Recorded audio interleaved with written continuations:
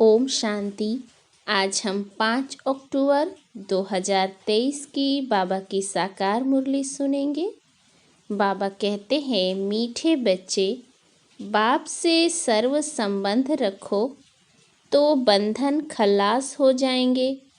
माया बंधन में बांधती और बाप बंधनों से मुक्त कर देते हैं। प्रश्न है, निर्बंधन किसे कहा जाता है? निर्बंधन बनने का उपाय क्या है? उत्तर, निर्बंधन अर्थात अशरीरी, देह सहित देह का कोई भी संबंध बुद्धि को अपनी तरफ न खींचे। देह अभिमान में ही बंधन है। देही अभिमानी बनो तो सब बंधन समाप्त हो जाएंगे। जीते जी मर जाना ही निर्बंधन बनना है। बुद्धि में रहे, अब अंत का समय है, नाटक पूरा हुआ। हम बाप के पास जाते हैं तो निर्बंधन बन जाएंगे। गीत है, जिसका साथी है भगवान, उसको क्या रोकेगा आंधी और तूफान। ओम शांति। बाप बैठ बच्चों को समझाते हैं। अब इतने बच्चे हैं तो जरूर बेहद का बाप होगा। बाप समझाते हैं, कहते भी हैं निराकार शिव बाबा। ब्रह्मा को भी बाबा कहते हैं। विष्णु व शंकर को बाबा नहीं कहेंगे। शिव को हमेशा बाबा कहते हैं। शिव का चित्र अलग, शंकर का चित्र अलग है। गीत भी है शिवाय नमः।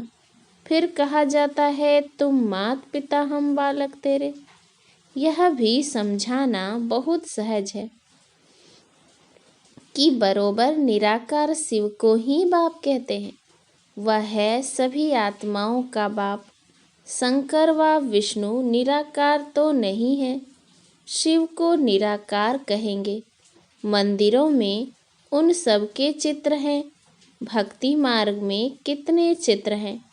ऊंच ते ऊंच चित्र दिखाते हैं शिव बाबा का। फिर ब्रह्मा विष्णु शंकर का चित्र दिखाते हैं। उनका भी रूप है। जगदम्बा जगत पिता का भी रूप है। लक्ष्मी नारायण का भी साकारी रूप है। बाकी एक ही भगवान है, निराकार। परंतु उनको सिर्फ गॉड कहने से मनुष्य मूंझते हैं। पूछो, गॉड तुम्हारा क्या लगता है?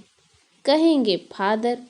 तो यह सिद्ध कर बतलाना है, गॉड फादर है। फादर रचता है तो मदर भी चाहिए। मदर बिगर फादर कैसे सृष्टि रचेंगे?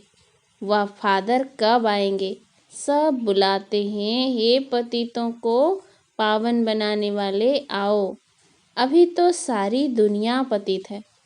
पतित हो तब तो आकर पावन बनाएंगे ना। इससे सिद्ध होता है, बाप को पतित दुनिया में आना जरूर है, परंतु क्रमानुसार यह किसी को भी समझ में नहीं आएगा। न समझे तब तो बाप आकर समझाए। बाप बैठ बच्चों को समझाते हैं। भारत में ही गाया जाता है ज्ञान और भक्ति। फिर कहते हैं ब्रह्मा का दिन और ब्रह्मा की रात। रात में घोर अंधियारा होता है। गाया भी जाता है, ज्ञान अंजन सतगुरु दिया, अज्ञान अंधेर विनाश। मनुष्यों में इतना तो अज्ञान है जो फादर को भी नहीं जानते। इन जैसा अज्ञान और कोई होता नहीं। परम पिता, ओ गॉड फादर अक्षर कहकर अगर उनको ना जाने तो उन जैसा अज्ञान कोई नहीं। बच्चे बाबा कहें और फिर कहें हम उनके ऑक्यूपेशन, नाम रूप आदि को नहीं जानते हैं, तो उनको अनाड़ी कहा जाए ना। यही भारतवासियों की भूल है, जो फादर कहते हुए फिर उनको जानते नहीं। गाते हैं, ओ गॉड फादर आकर पतितों को पावन बनाओ, दुख से छुड़ाओ, दुख हर कर सुख दो। बाप एक ही बार आते हैं, या तुम जानते हो नंबरवार। कोई तो समझते नहीं कि हमको बाप से पूरा वर्षा लेना है। बाप का पूरा परिचय नहीं, इसीलिए कहते हैं क्या करें बंधन है।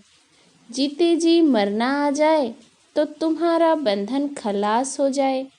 मनुष्य अचानक मर जाते हैं तो बंधन छूट जाते हैं। अभी तो सब के बंधन छूटने वाले हैं। तुम्हें जीते जी निर्बंधन अर्थात अशरीरी बनना है। बाप कहते हैं इन शरीर के बंधनों आदि को भूल जाओ। अपने को आत्मा समझ मुझ बाप को याद करो। बाकी बंधन तब लगता है जब तुम देह अभिमानी बनते हो। फिर कहते हो कैसे छूटे। बाप कहते हैं भल गृहस्थ व्यवहार में रहो, परंतु बुद्धि में रहे हमको वापस जाना है। जैसे नाटक का जब अंत होता है तो एक्टर्स नाटक से जैसे उपराम हो जाते हैं। पाठ बजाते बजाते बुद्धि में रहता है, बाकी थोड़ा टाइम है। यह पाठ बजाकर फिर घर जाएंगे। तुमको भी यह बुद्धि में रखना है। अभी अंत है, हम दैवी संबंध में जाते हैं। इस पुरानी दुनिया में रहते यह बुद्धि में रहना चाहिए कि हम बाप के पास जाते हैं। गाते भी हैं हम तुम पर बलिहार जाएंगे, जीते जी तुम्हारा बनेंगे। बाकी जो देह सहित देह के संबंध हैं उनको भूल हम आपके साथ ही संबंध रखेंगे। संबंध है तो याद करो, प्यार करो। बाप से अथवा अपने प्रीतम से बुद्धि का योग लगाओ तो तुम पर जो जंग लगी है वह उतर जाएगी।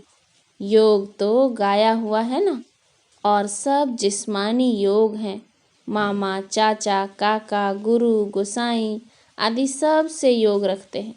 बाप कहते हैं इन सब से योग हटाए मुझ एक को याद करो। योग मुझ एक के साथ लगाओ। देह अभिमान में नहीं आओ। देह के कर्म करते हुए भी यह निश्चय करो कि हम पाठ बजा रहे हैं। इस पुरानी दुनिया का अब अंत है। अभी हमको वापस जाना है। देह सहित देह के सब संबंधों से उपराम होना है। ऐसे ऐसे अपने साथ बातें करनी है। अब तो बाप के पास जाना है।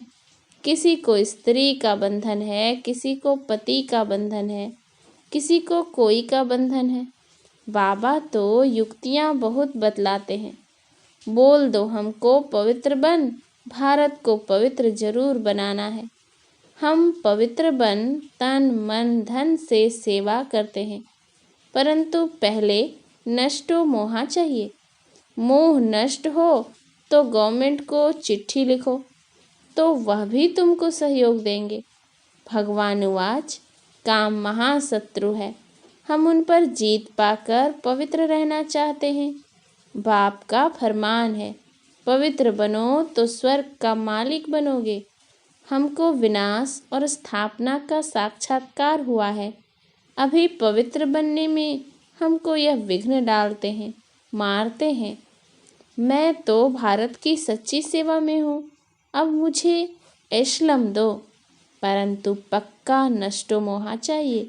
सन्यासी तो घर बार छोड़ जाते हैं, यहाँ तो साथ रहते नष्टो मोहा बनना है। सन्यासियों का मार्ग अलग है। मनुष्य कहते भी हैं कि गृहस्थ व्यवहार में रहते हमको ऐसा ज्ञान दो जो हम राजा जनक मुआफिक मुक्ति जीवन मुक्ति को पा लें। वही तो अब तुमको मिलता है ना। बाबा कहते हैं यह मेरी बन्नी अर्थात युगल है। इनके मुख से मैं प्रजा रचता हूँ। प्रजापिता ब्रह्मा के मुख द्वारा ही कहते हैं।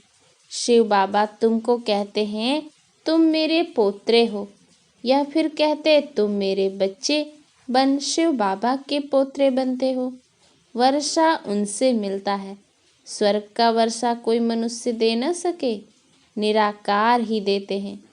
तो भक्ति अलग चीज है और ज्ञान अलग चीज है। भक्ति में तो वेद शास्त्र पढ़ते, यज्ञ तप दान पुण्य आदि करते बहुत खर्चा होता है।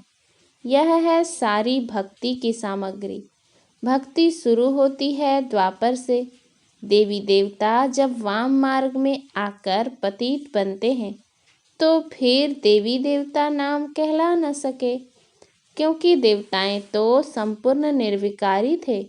वाम मार्ग में जाने से विकारी बन जाते हैं तो कहेंगे देवता धर्म वाले वाम मार्ग में आकर पतित बने हैं। पतित को देवता कह नहीं सकते, इसीलिए फिर हिंदू नाम रखा है। वेदों शास्त्रों में आर्य नाम रख दिया है। आर्य नाम इस भारत खंड के लिए है। अभी यह अक्षर आया कहाँ से? सतयुग में तो आर्य अक्षर है नहीं।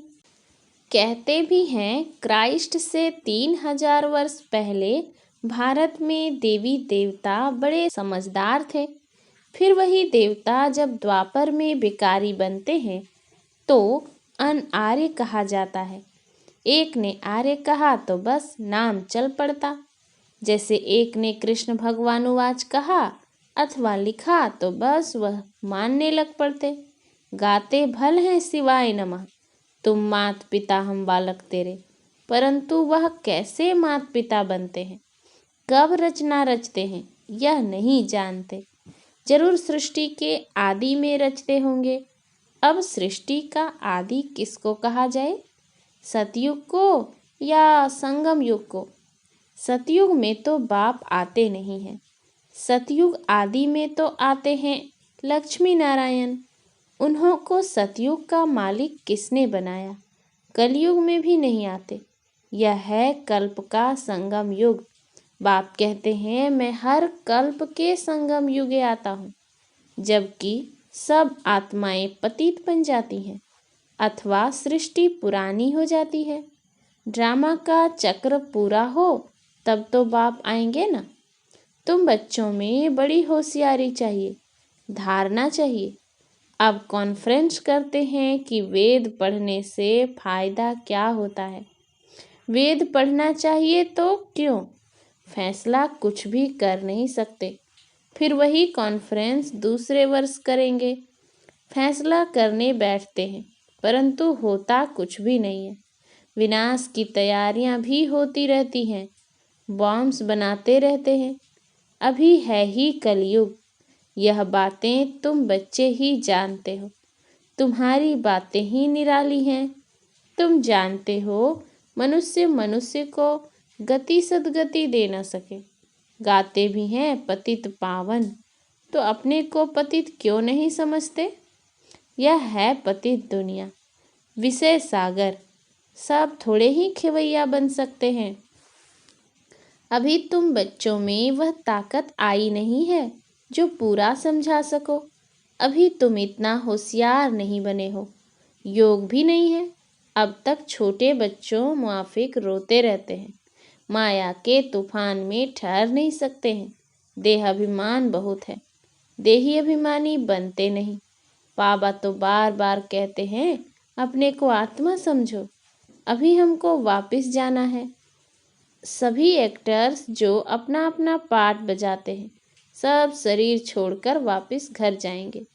तुम साक्षी होकर देखो, देहधारी संबंधों में देह में मोह क्यों रखते हो? विदेही बनते नहीं, फिर विकर्म विनाश नहीं होते। बाप को याद करते रहें तो खुशी का पारा चढ़े। हमको शिव बाबा पढ़ाते हैं, फिर हम देवी देवता बनेंगे तो अपार खुशी होनी चाहिए ना। तुम जानते हो भारतवासी जब सुख में थे तो बाकी सब मनुष्य निर्वाण धाम शांति धाम में थे। अभी तो कितने करोड़ों मनुष्य हैं। अभी तुम पुरुषार्थ कर रहे हो जीवन मुक्ति पाने का, बाकी सब वापस चले जाएंगे। पतित दुनिया बदल नई दुनिया बननी है। नया तो बाप ही बनाएगा। सैपलिंग लग रही है, यह है दैवी फूलों का सैपलिंग। कांटे से तुम फूल बनते हो। बगीचा पूरा तैयार हो जाएगा तो यह कांटों का जंगल खत्म हो जाएगा। इनको आग लगनी है, फिर हम फूलों के बगीचे में चले जाएंगे। क्यों ना मम्मा बाबा को फॉलो करें? गाया हुआ है फॉलो फादर मदर। जानते हो यह मम्मा बाबा लक्ष्मी नारायण बनेंगे। इन्होंने ही 84 जन्म बिताए हैं। तुम्हारा भी ऐसे ही है। इनका मुख्य पाठ है, लिखा भी जाता है। बाप आकर सूर्यवंशी चंद्रवंशी स्वराज्य फिर से स्थापन कर रहे हैं। कितना समझाया जाता है तो भी देहाभिमान टूटता नहीं है। मेरा पति मेरा बच्चा, अरे यह तो पुरानी दुनिया के पुराने संबंध है ना। मेरा तो एक शिव बाबा, दूसरा ना कोई। सभी देहधारियों से ममत्व मिट जाना बड़ा मुश्किल होता है। बाप समझ जाते हैं इनका ममत्व मिटना मुश्किल दिखता है। शक्ल ही ऐसे देखने में आती है। कुमारियाँ अच्छी मददगार बनती हैं। अच्छा, मीठे मीठे सिकिलधे बच्चों प्रति माता पिता बाप दादा का याद प्यार और गुड मॉर्निंग। रूहानी बाप की रूहानी बच्चों को नमस्ते। हम रूहानी बच्चों की रूहानी बाप दादा को याद प्यार गुड मॉर्निंग और नमस्ते नमस्ते नमस्ते। धारणा के लिए मुख्य सार है, पहला, देह सहित सबसे मोह निकाल विदेही बनने का पूरा पुरुषार्थ करना है। हर एक्टर का पाठ साक्षी हो देखना है। बंधन मुक्त बनना है। दूसरा, इस पुरानी दुनिया से उपराम होना है। अपने आप से बातें करनी है कि हमें तो अब वापस जाना है। अब पुरानी दुनिया के अंत का समय है। हमारा पाठ पूरा हुआ। वरदान, सर्व खजानों की इस संपन्नता द्वारा संपूर्णता का अनुभव करने वाले प्राप्ति स्वरूप भव। जैसे चंद्रमा जब संपन्न होता है तो संपन्नता उसके संपूर्णता की निशानी होती है। इससे और आगे नहीं बढ़ेगा, बस इतनी ही संपूर्णता है। जरा भी किनारी कम नहीं होती है।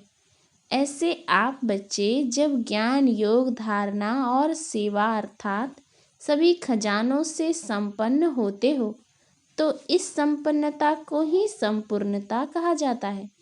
ऐसी संपन्न आत्माएं प्राप्ति स्वरूप होने के कारण स्थिति में भी सदा समीप रहती हैं।